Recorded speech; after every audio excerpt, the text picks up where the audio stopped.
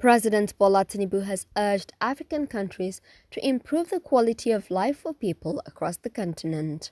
Tinubu, represented by Vice President Kashim Shettima, made the call while declaring open the 2024 African Caucus meeting held at the Transcorp Hotel, Abuja. The president also emphasized the need for African leaders to ensure that democracy, good governance, and economic institutions work together. As a government, we have initiated bold economic reforms aimed at steering our economy away from the downturns caused by multiple shocks in the global economy towards a path of recovery and resilience through significant economic transformation.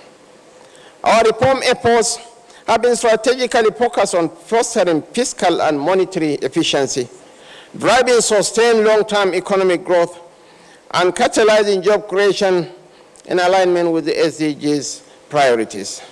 We remain committed to optimizing our economic potential, delivering favorable outcomes for our citizens, and ensuring the overall sustainable development of the regional economy. Our efforts are yielding positive results with improved macroeconomic stability and increased investment. However, we must also acknowledge the need to take responsibility for our own development by undertaking the difficult structural and fiscal reforms required to boost long-term growth and enable reinvestment into our economies through infrastructure and effective social spending. Earlier, the Minister of Finance and Coordinating Minister of the Economy, Mr. Wale Edun, said available data revealed that 41 African countries are set for stronger growth of up to 3.8%. After 4 turbulent years and multiple shocks to the world economy, the projections are that the African economies are poised to make moderate gains.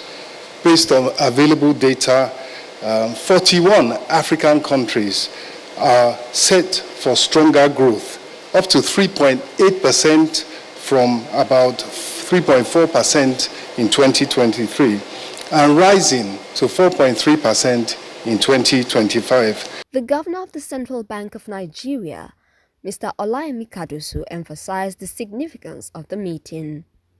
To navigate this complex landscape and set the continent on a path of sustainable economic growth, we must leverage the support of our global partners. The African Union Commissioner for Economic Development, Trade, Tourism, Industry and Minerals, Ambassador Albert Muchanga, noted the importance of domestic resource mobilization. We cannot have a competitive trade if we don't have enough goods to exchange.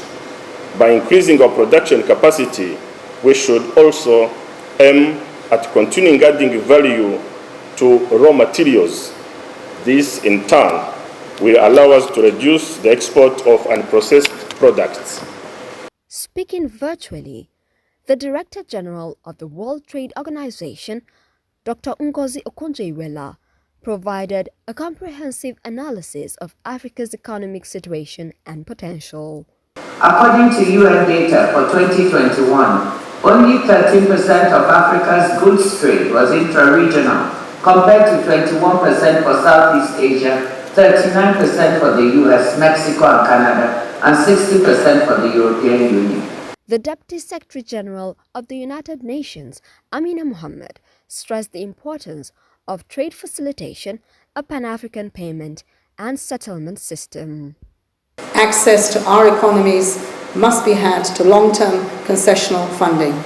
Others have had it, and it is Africa's turn to be given that right to grow and to prosper for its people. We have the opportunity to drive change and by doing so, progress towards a vibrant and sustainable future. But this time, one that is determined by the African narrative.